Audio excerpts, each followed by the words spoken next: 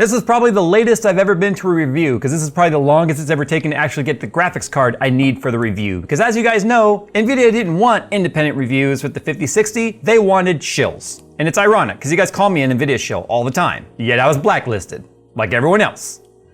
And this box is empty, just like the value. Ow. For those looking for a high-end custom gaming experience, look no further than Falcon Northwest. Falcon Northwest has been building PCs made for gamers for over 30 years with a focus on a true high-end gaming experience. Custom cases available only through Falcon Northwest feature state-of-the-art testing and design to ensure that every component is performing at their best through thermal imaging and rigorous lab testing designed and overseen by the Falcon Northwest founder himself. With a complete lineup of systems ranging from small to large, every Falcon Northwest system includes a 3-year warranty policy and a year of 2-way overnight shipping coverage, providing the ultimate peace of mind. To see all that Falcon Northwest has to offer, follow the sponsored link in the description below. So ironically, Asus of all people is the one that came through and was able to actually get me a 5060 card to do a review on, because this is the only MSRP model that exists. For now. All right, so here we go. About 10 days late to this review, ironically, this card came by way of Canada. I'm assuming that's to divert away from the extra costs. Anyway, let's talk about a few things here. Today I'm gonna be comparing it specifically to the 4060, but you'll be seeing the entire chart like we do now. So you guys will see, basically this is the battle for the bottom, if you will. So, oh my God, if you thought 5060 Ti was terrible. Gotta say huge thanks to Asus for sending us the card, and also huge condolences for having to put your name on it. Can the previous gen, which is the same process, 8GB crap, compete with the latest bottom of the chart 8GB crap, if you will? Okay, look, I know we're being very, very salty, but let's face it, this card really is too little too late for 2025 and future gaming. We know 8GB cards are just simply not enough. And there's a reason why 5060 Ti reviews only came with 16GB variants, although there was an 8GB card. The 8GB card should never exist. Anyway, the 4060 is on the 8107 die. It's a 5nm process. It's got 18,900 million or 18.9 billion transistors, 1830 megahertz base clock, 2460 boost clock. It's got 8GB of GDDR6 running 128-bit for an effective bandwidth of 272 gigabytes per second bandwidth. When it comes to shader units, 3072 CUDA cores, 96 TMUs, 48 ROPs, 24 SMs, 96 tensor cores, 24 RT cores. Now, when we compare it to the next gen, which is really just a half-gen step up, if you will. It's GB206. It's a Blackwell architecture, obviously. Still a 5nm process, but it's got 21,900 million or 21.9 billion transistors. It's got 8GB of GDDR7 at 128-bit at an effective 448 gigabytes per second. So it's pretty much twice the bandwidth, if you will, as GDDR6. So at least it's got that going for it. But anyway, moving on when it comes to the tensor cores and all that, it's got 3,840 shader units versus 3072, so quite a big jump in terms of CUDA cores, 120 TMUs, 48 ROPs, the same ROP count, 30 SMs versus 24, 120 tensor cores versus 96, 30 RT cores versus 24. So it's kind of like a little more of everything, with the exception of the memory bandwidth at that 8GB capacity, though, is terrible, nearly twice the speed. So when it comes to specs, really, like we've talked about with 50 series already, because it is essentially on the same process as 40 series was, it's kind of like a half step, if you will. Now, what I kind of struggle with how to do this review and what perspective to take it from, mostly because I like to do the deep dive now, or the medium dive, if you will, like the snorkel dive of power draw and efficiency and frame times and comparing them gen over gen over gen.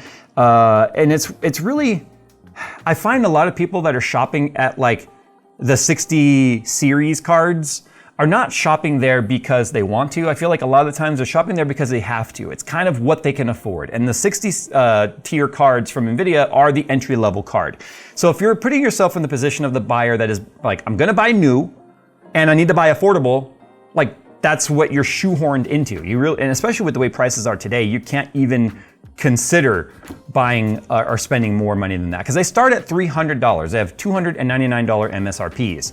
We'll do some quick price checking in a second to see if any of them even land anywhere near that. Spoiler alert, they get pretty ridiculous. But when it comes to power draw and such, the 5060 is a 145 watt TVP card. It's actually pretty low. In fact, you only need a 300 watt power supply as a suggested PSU to run it. So I just kind of didn't do any of that power draw testing and such because it's so low it's just not even really, it's a moot point, right? It really is a moot point. If you can, a 300 watt power supply is all that's recommended or suggested as a PSU for it, then even your most budget power supply you can buy today is gonna be able to handle this card. So it's not like when we talk about 80 and 90 series cards where they're such high power draw, you could run into a problem if your power supply isn't spec'd right, et cetera, et cetera. So moving on, let's go ahead and take a look at the charts. So when it came to the charts, I really was only interested in seeing what the generational uplift in terms of where they land on the chart. I didn't even do percentage figures with this, just to see how much better it is than the 4060. So it's got a little more of everything, and obviously it's got the newest generation of Tensor cores and RT cores, which are gonna give it a little bit of an edge, obviously, in those titles that are using DLSS and real-time ray tracing. So if we look at Speedway, which is an RT test, you can see we jump up from a 2650 with the 4060 up to a 3488 with the 5060 Prime. That's a fairly decent generational jump, but that's specifically more or less like testing the RT generation improvement, and don't forget we have more RT cores in that. But if we look at TimeSpy Extreme, which is obviously a rasterization test, the 4060 Dual was literally the caboose. It's the lowest end card on our chart, it's the lowest scoring card on our chart, and we jump up from a 4926 up to a 6425. So if TimeSpy Extreme, which is a synthetic benchmark, was kind of like the only benchmark we looked at, you could be like, hey, huge generational jump. But when it comes to games, it's not quite that cut and dry. So F1 4K, you can see we go from a 21.3 FPS up to a 28.9. So obviously we gained about 7.5 FPS, which is, I guess if you're down in the 20s, that's significant. But neither of these cards should be considering 4K. In fact, I'm not even gonna talk about 4K the rest of this review, with the exception of one title, and you guys might already know where we're going with that. But anyway, if we look at 1440p in F1, we go from a 47.4 to a 59.9, or essentially 60 FPS, so it's about a 12.5 FPS jump. That's noticeable at that particular frame rate. We get at least to that number that's where gamers are really trying to land, which is 60 FPS. But if we take a look at 1080p, then we jump from a 69.3 to an 80.2. So as you can see, we technically had a little bit less of an FPS jump when we went from 1080p 4060 to 5060 versus 1440p. So if you look at Blackmyth Wukong 1440p, we jump from a 35.2 with the 4060 up to a 44.3. 1080p, we jump from a 51.2 to a 65.8. So a fairly good big jump when we talk about going from 4060 to 5060. And the 5060 is landing right in the middle, just under the halfway point on our chart. If we take a look at Borderlands 3 1440p, again, the 4060 was the bottom card on our chart at 61.6, and we jump up to an 80.5. So it's actually a pretty good jump when we talk about Borderlands 1440. 1080p from an 88.8 to a 115.7. So a pretty big jump when it comes to 1080p as well. If we take a look at Avatar Frontiers of Pandora 1440p, we jump from a 43.7 to a 54 even. And in 1080p, we jump from a 65.4 to an 80.6. So you can see we're getting double-digit increases in performance, which is a nice to have, but they're kind of brute forcing it, right, by adding more of all the core types in there, CUDA cores, Tensor cores, and RT cores. But you would expect that from a generational improvement. If we go ahead and look at Cyberpunk 2077 1440p, RT medium preset, which is still pretty damn hard for Cyberpunk, we go from a 24.3 in the 4060 up to a 34.4 for the 5060. So a 10 FPS jump when you're already only getting 24, that's a pretty significant jump. If we take a look at 1080p, we jump from a 42.5 to a 56.6. So again, at least we have a tangible improvement there. Let's talk about Stalker real quick. If we look at Stalker 1440p, we go from a 37.8 with the 4060 up to a 47.6. So again, another 10 FPS jump in 1440p. If we take a look at 1080p, we jump from a 52.9 to a 63.2. So once again, it's a good jump, but again, I would expect nothing more from having a new generation of everything, minus the core type technically. But once again, Stalker in 4K is that title that if you don't have at least 10 gigabytes or more, and to be even fair, the 3080 at 10 gigabytes has a hard time running this title in 4K. If you don't have at least 12 or higher, which is where we find a lot of the graphics cards that start to be able to really sort of push the title, you're not playing it. Now again, it's 4K. These cards are not intended for 4K. I would never ever dream of trying to play 4K titles with these particular graphics cards. But we were getting a whopping 2.2 FPS as our average. Our 5% lows was 1.7, even though you can't really see it, and our 1% lows are 0.6 FPS. In fact, it's so bad that there's about a 3.5 second delay between when you push a button and something happens on the game.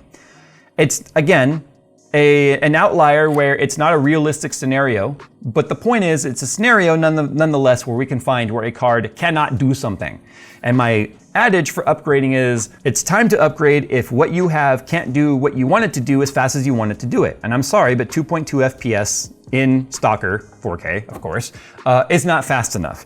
But if we look at the 7600 XT Pulse, which is again a very low-end graphics card from AMD's 7000 series lineup, it does an 18.7. Why? Because it has more VRAM. And the 7600 XT Pulse has 16 gigabytes of VRAM, and that's really the only difference here. I mean, it's the amount of RAM. And that was about a $330 card when it was new. So obviously more expensive than these, but it could at least launch the title in 4K and do something, right? Again, this is a very specific cherry-picked test that's designed at this point now. Stalker 4K for us is more of a VRAM test than anything else. But we gotta talk about some value and such. So again, the card is $299 MSRP.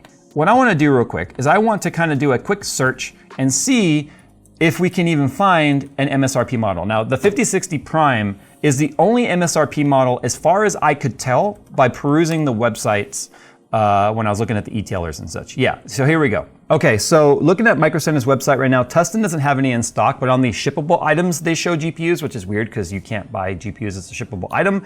Anyway, I digress. The only $299 model that's shown is the 5060 Prime. Here's what's funny now. If we look at the other models that are in stock right now at Micro Center, the Zotac 5060 amp is $320. So we're already talking now a $20 premium, right? The NVIDIA 5060, the Gigabyte low profile is $340. This 5060 gaming overclock from MSI dual fan is $370. The 5060 Prime overclocked, this card but overclocked, $379. $80 premium for a few extra megahertz that are already baked into the BIOS. The MSI Gaming Trio, why the hell would there be a 5060 Gaming Trio? Anyway, I digress. That's a $380 card. The 5060 Tough from Asus, $410. And then for $10 more, you can get a Zotac 5060 Ti, which is significantly faster than a non-Ti.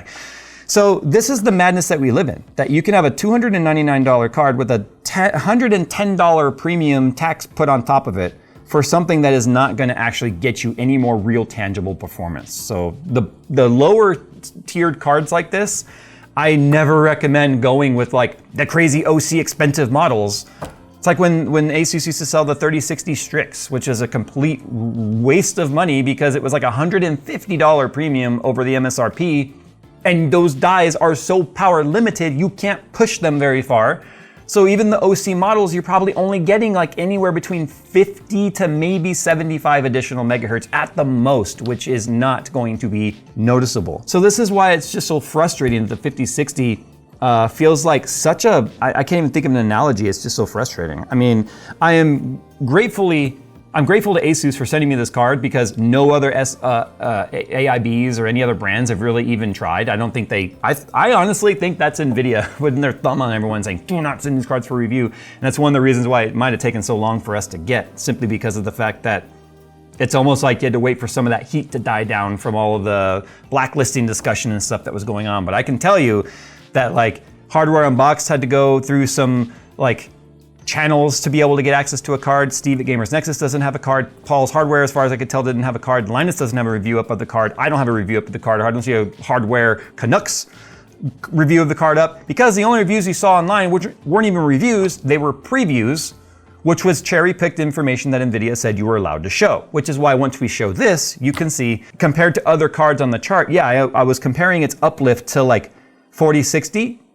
But if you go back and look through those charts, and I highly recommend you go back to that section and sort of pause on each one and look at the cards that are neighboring around it, you can see it's just not a huge benefit to upgrade from, say, a higher tier 3070 Ti to something like a 5060, because it's just not worth the additional, like these crazy up to $400 cards. It's just, I could not imagine spending more than $299 on this card. At $299, I don't personally feel like it's a terrible value And I know I might get beat up for saying that, but it needs to be a 16 gigabyte card. Like, there's no reason this card can't exist at 16 gigabytes and stay at this price point. I don't, it's just greed at this point as far as I can tell. Because guess what's right around the corner? This card's relevance is pretty much already over. Because in the first week of June, you were gonna see a card that rhymes with the name of Schmindy Schmixty Schmexty with 16 gigabytes that literally takes this card, well, a curb stomp is about the only way to put it. That's all I can say. So don't run out and buy a 5060 because you're probably gonna wanna run out and buy something else in a minute.